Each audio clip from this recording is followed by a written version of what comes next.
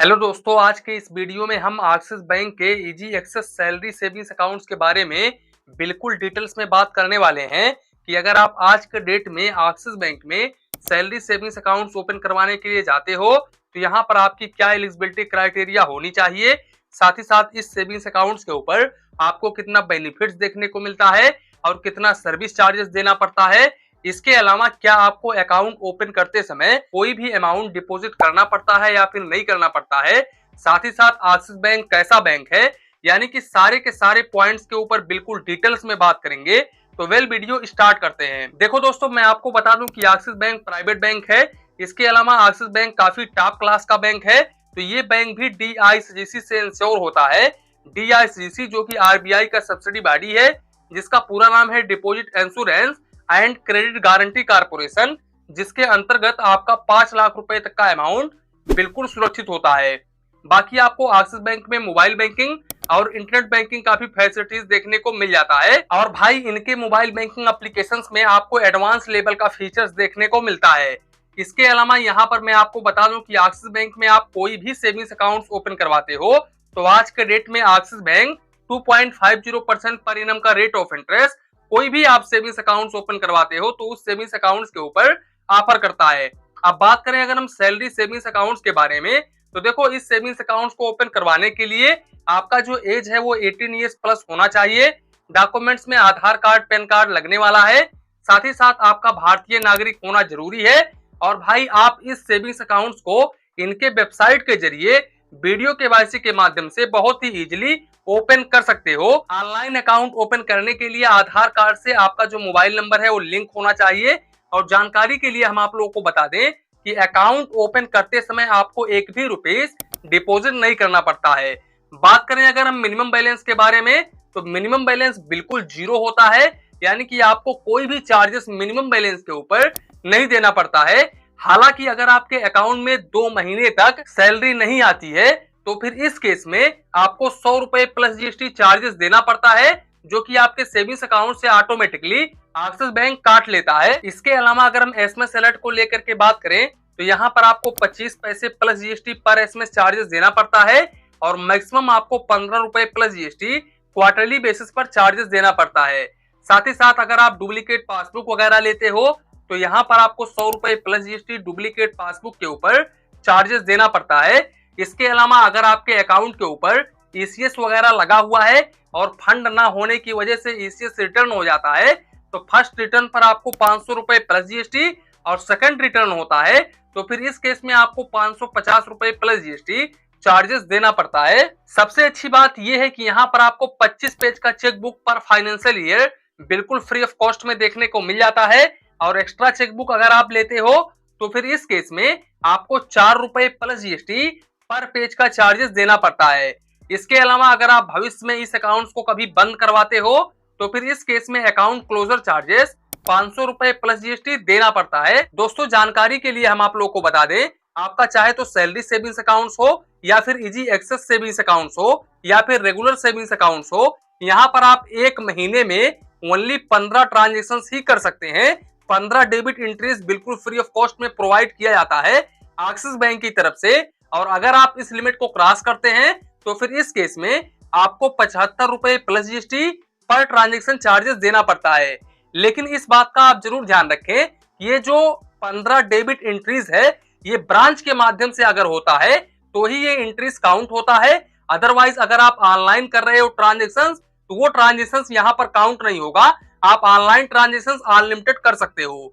इसके अलावा इस अकाउंट में आप जितना मर्जी चाहे उतना बैलेंस रख सकते हो। ऐसा नहीं है कि आप 1 लाख रुपए रख सकते हो या फिर 2 लाख रुपए रख सकते हो। आप जितना चाहे इस अकाउंट में बैलेंस रख सकते हो। साथ ही साथ मैं आपको बता दूं कि यहाँ पर UPI भी कर सकते हो, जैसे कि आप गूगल पे, फोन पे, पेटीएम वगैरह कर सकते हो। पर डे आप अप टू 1 लाख रुपए तक UPI कर सकते हो बिल्कुल फ्री ऑफ कॉस्ट में। बाकी बात करें अगर हम कैश हैंडलिंग ट्रांजेक्शन को लेकर के, यानी कि कैश डिपॉजिट, कैश विड्रॉवल अगर आप होम ब्रांच के माध्यम से करते हो या फिर नॉन होम ब्रांच के माध्यम से करते हो तो फिर यहाँ पर आपको कितना लिमिट देखने को मिलता है।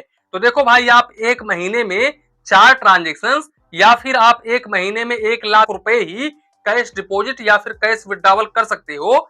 और अगर आप इस लिमिट को क्रॉस करते हो तो फिर इस केस में आपको 5 रुपए प्लस GST पर 1000 के हिसाब से चार्जेस देना पड़ता है और मिनिमम भाई साहब 150 रुपए plus GST per transaction charges देना पड़ता है।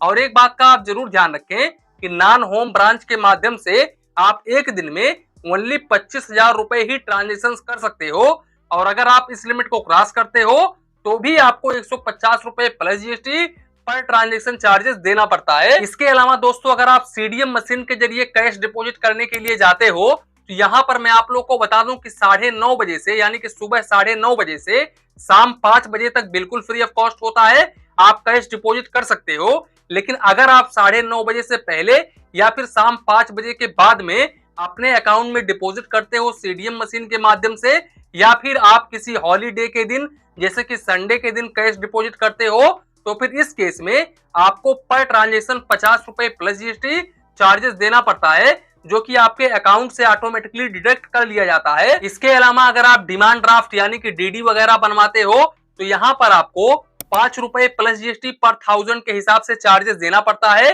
और मैक्सिमम आपको 15,000 रुपए तक चार्जेस देना पड़ता है। और सबसे अच्छी बात यह है कि सैलरी सेविंग्स अकाउंट्स के ऊपर आपको रुपए प्लेटिनम डेबिट कार्ड देखने को मिलता है और इस डेबिट कार्ड के ऊपर आपको एनुअल मेंटेनेंस चार्जेस 200 रुपए प्लस जीएसटी देना पड़ता है और इस डेबिट कार्ड से पर डे आप 40,000 रुपए निकाल सकते हो और online transaction per day 1 lakh रुपए तक कर सकते हो। इसके अलावा अगर हम काउंट ऑफ ट्रांजेक्शन को लेकर के बात करें तो भाई इनके ओन बैंक के एटीएम से यानी कि एक्सिस बैंक के एटीएम से एक महीने में आप 5 फाइनेंशियल ट्रांजेक्शन कर सकते हो बिल्कुल फ्री ऑफ कॉस्ट में और नॉन फाइनेंशियल ट्रांजेक्शन आप जितना मर्जी चाहे उतना करो।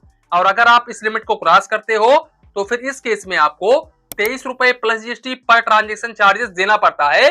साथ ही साथ मैं आपको बता दूं कि इस डेबिट कार्ड से अगर आप किसी दूसरे बैंक के एटीएम से ट्रांजेक्शन वगैरह करते हो जैसे कि आप एचडीएफसी बैंक के एटीएम से पैसे निकालते हो या फिर आईसीआईसीआई बैंक के एटीएम से पैसे निकालते हो या फिर आप स्टेट बैंक ऑफ इंडिया के एटीएम से पैसे निकालते हो तो फिर एक महीने में आप 5 फाइनेंशियल और नॉन फाइनेंशियल ट्रांजेक्शन कर सकते हो और मेट्रो सिटी से एक महीने में आप 3 फाइनेंशियल और नॉन फाइनेंशियल ट्रांजेक्शन कर सकते हो।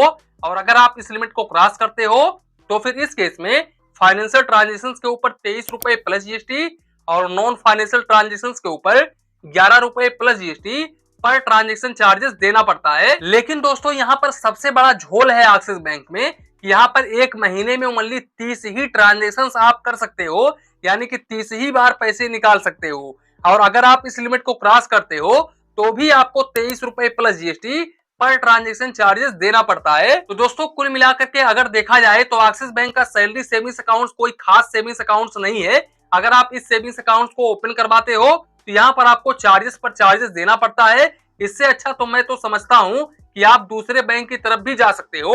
अगर आप जानना चाहते हो कि बेस्ट सैलरी सेविंग्स अकाउंट किस बैंक में ओपन करवाएं तो इसके ऊपर मैं जल्द ही एक वीडियो लेकर के आने वाला हूँ जिसमें मैं आपको क्लियरिफिकेशन के साथ में बताऊंगा कि भाई किस बैंक में आपको best zero balance savings account यानी कि बेस्ट सैलरी सेविंग्स अकाउंट देखने को मिलेगा। वैसे आप चाहे तो इस सेविंग्स अकाउंट को ओपन करवा सकते हो, आपकी मर्जी। वैसे तो एक्सिस बैंक काफी टॉप क्लास का बैंक है और भाई इनका सर्विस काफी अच्छा होता है।